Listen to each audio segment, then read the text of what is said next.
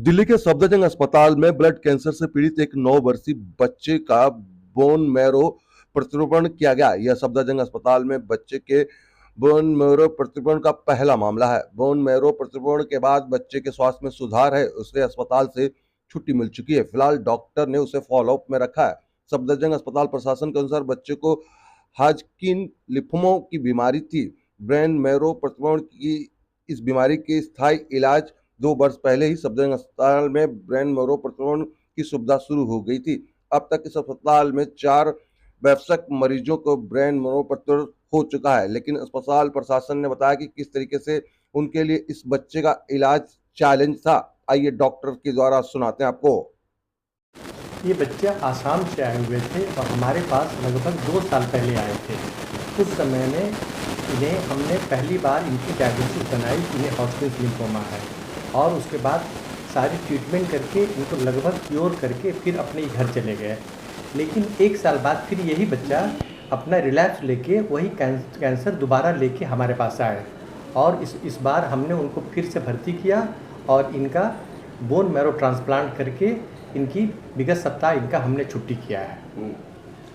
और सर कब आए थे और किस तरीके से बच्चे का क्या था और क्या माता पिता का क्या कहना था इतना कुछ होने के बाद? जब शुरू में पहली बार जब बच्चा आया था उस समय बच्चा बहुत बीमार था, उससे इन्फेक्शन थी और उसकी डायग्नोसिस वहाँ नहीं बन पाई थी, और वो इलाज के लिए ही दिल्ली आए थे।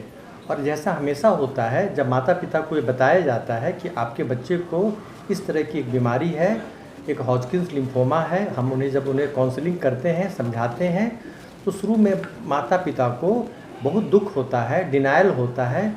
लेकिन हमारे पास एक टीम है जो हमें धीरे धीरे माँ पिता को हम लोग समझाते हैं और वैसे माता पिता से वैसे बच्चों से मिलवाते हैं जो हमारे पास बच्चे भर्ती हैं, और हम लोग उन्हें कहते हैं कि नाउम्मीद न हो, इसका सफल इलाज है। और भारत सरकार के इस अस्पताल में सारी इलाज की सुविधाएं बच्चों के लिए फ्री हैं, मुफ्त में दी जाती हैं, और हम उन्हें रहने का इंतजाम भी यहाँ पर है, और उसके अलावा हर तरह की सपोर्ट है।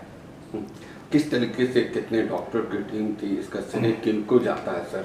सबसे पहले जब 2017 में ये जब हमने टीम बनाई, उस समय में हमारे एक सहयोगी डॉक्टर अमिताभ थे।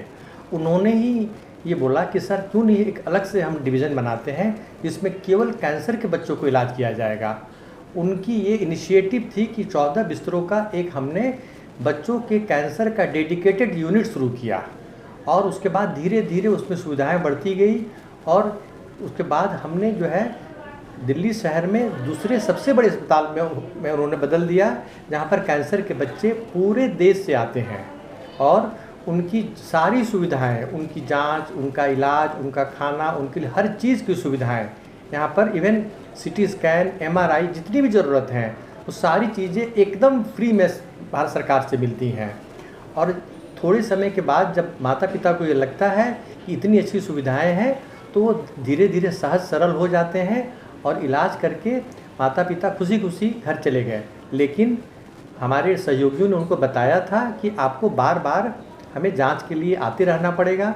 फिर 1 साल बाद जब बच्चे को खून का बनना कम हो गया, बच्चों को बुखार आने लगा, तो फिर वो यहाँ पर आए। इस समय दोबारा उनकी जब जांच की गई तो ये देखा गया कि दोबारा फिर से हॉजकिन्स लिम्फोमा रिलैप्स हो गया है, और अब इसके बाद इसका इलाज केवल बोन मैरो ट्रांसप्लांट ही होता है। उससे पहले 2021 में हमारी MS मैडम ने के इंस्पिरेशन से एक बोन मैरो ट्रांसप्लांट यूनिट बन चुका था, और उसमें लगभग 6 वयस्कों का बोन मैरो ट्रांसप्लांट हो चुका था। तो हमारे पास एक सुविधाएं थीं, लेकिन वो सारी जो बोन मैरो ट्रांसप्लांट हुई थी वो सभी वयस्कों की हुई थी। तब हमारे पास एक टीम थी, उस टीम में हमारे 4 सहयोगी थे, और सबसे बड़ी बात ये थी कि हमारे पास प्रशांत प्रभाकर आ गए थे, जिन्होंने कि एम्स से इसी विषय में ही DM किया था, और उनके साथ हमारे सहयोगी जो थे, जो पिछले 7-8 सालों से काम कर रहे थे, डॉक्टर निधि अग्रवाल थी, डॉक्टर सुमित मेहंदी रत्ता और डॉक्टर संगमित्रा। तो इन चारों की एक टीम बनी।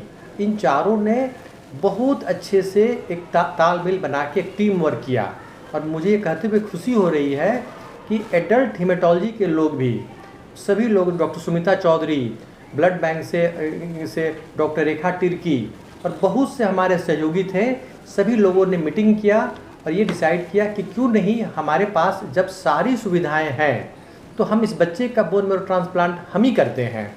और फिर हमारी एमएस मैडम ने हमें इंस्पायर किया और बोला आप ज़रूर करिए, जितनी भी चीज़ों की ज़रूरत होगी मिलेगी। तो हमने उसके बाद इसको लिया और आज हम बच्चे की बोन मैरो ट्रांसप्लांट कर लिए, बच्चे को डिस्चार्ज कर लिए।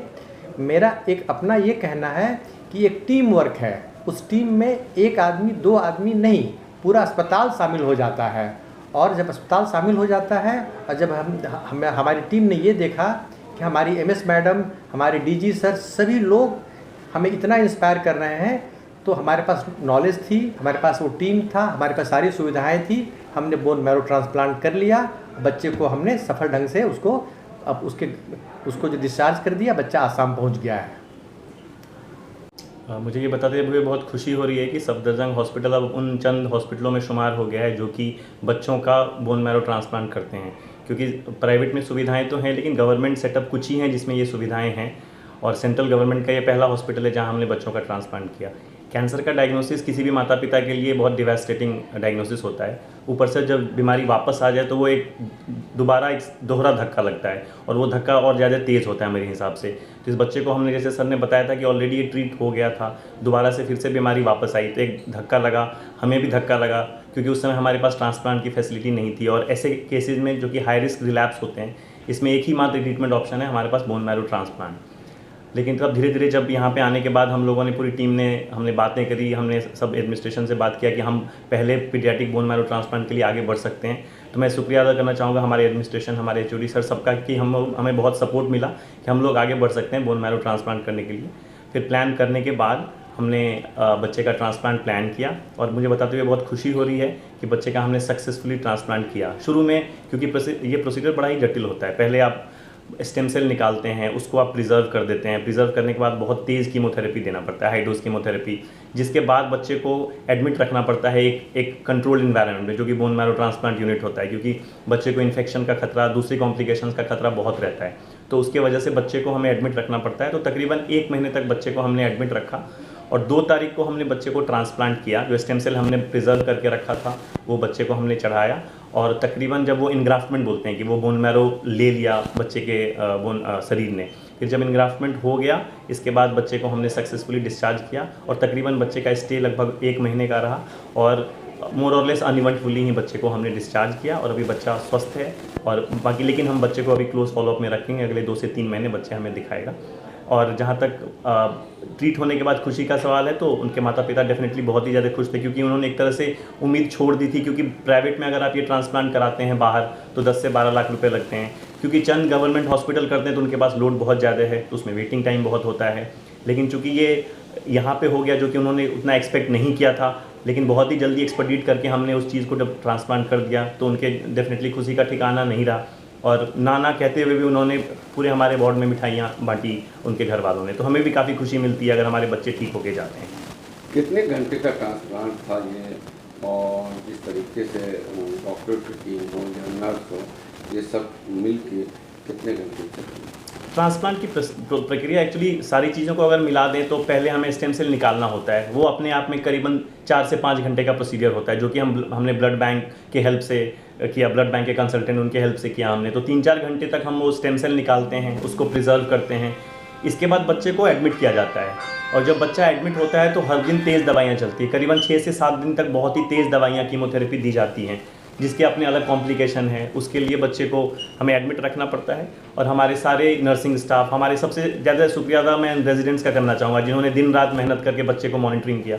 तो 4-5 दिन हम तेज़ दवाइयाँ देते हैं, हाई डोज कीमोथेरेपी, और इसके बाद जब बोन मैरो बिल्कुल एक तरह से खाली हो जाता है कि प्लेटलेट 0 हो जाता है, हीमोग्लोबिन कम, सब कुछ कम हो जाता है, इसके बाद उसमें हम स्टेम सेल डालते हैं जो हमने दिया है। वो देने के बाद शरीर में कुछ टाइम लगता है, फिर वो एनग्राफ्ट होता है। तो तकरीबन ये पूरा प्रोसीजर अगर आप देखेंगे तो ऑलमोस्ट 1 महीने का चलता है। और सबसे कठिन ये होता है कि बच्चे को एक ही रूम में रहना होता है, उसके पेरेंट्स जो हैं, एक रिलेटिव उसके एक ही रूम में रहेगा, वो बच्चा बाहर भी नहीं निकल सकता। तो बच्चे का एक साइकोलॉजिकल जो उनकी डिमांड होती है वो भी हमें देखना पड़ता है, क्योंकि किसी बच्चे को 1 महीने एक रूम में बंद कर दो तो ऐसे ही चिड़चिड़ा हो जाएगा, वो भी हमें देखना पड़ता है, उस चीज़ का भी केयर करना पड़ता है, उनके रिलेटिव का भी देखभाल हमें करनी पड़ती है, क्योंकि 1 महीना तक कोई आसान काम नहीं है एक रूम में रहना, सारी कुछ अरेंज करना। तो उस हिसाब से भी ये थोड़ा जटिल प्रोसीजर होता है। अच्छा सर, जिस तरीके से लोग जो है सफदरगंज को बोलते हैं बेकार हॉस्पिटल, मगर इतनी बड़ी काम, क्या मैसेज देंगे आप?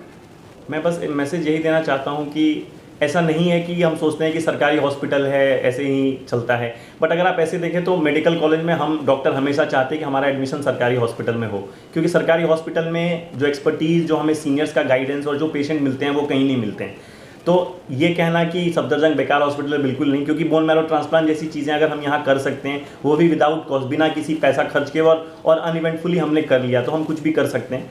हाँ, लोड है सरकारी में, मैं ये मना नहीं करता, प्राइवेट में लोड कम है, लेकिन वो लोड हम ही देखेंगे और तो नहीं। हमारी जनता जो है कॉमन जनता है ना, तो हमारे जो गवर्नमेंट हॉस्पिटल का जो सेटअप है, उस सेटअप में हम इतना डिलीवर कर पाते हैं, इतने लोड में, इतने बेड के स्कार्सिटी में अगर इतना कुछ हम डिलीवर कर पा रहे हैं तो डेफिनेटली हम और आगे भी अच्छा करेंगे। तो ये कहना कि कुछ नहीं होता, आपके एग्जाम्पल आपके सामने हैं, बोलते हैं कि action speaks louder than words, तो मैं कहूँ उससे अच्छा कि हमने जो कर दिखाया सफदरजंग हॉस्पिटल ने, उन चीज़ को देखिए कि गवर्नमेंट हॉस्पिटल अगर बोन मैरो ट्रांसप्लांट बिना किसी पैसे के कर सकता है, तो हम आगे भी बहुत सारी चीज़ें कर सकते हैं, क्योंकि हमारे पास एक्सपर्टीज़ है, इंटेंट है, सपोर्ट है, गवर्नमेंट का सपोर्ट है, हमारे सीनियर्स का सपोर्ट है, एडमिनिस्ट्रेशन का है, और एक्सपर्टीज़ हमारे रेजिडेंट, बेस्ट रेजिडेंट है, मतलब इंडिया के बेस्ट रेजिडेंट हमारे पास आते हैं, तो हमारे पास किसी चीज़ की कमी नहीं है। हाँ, इंटेंट है तो हम कुछ भी कर सकते हैं।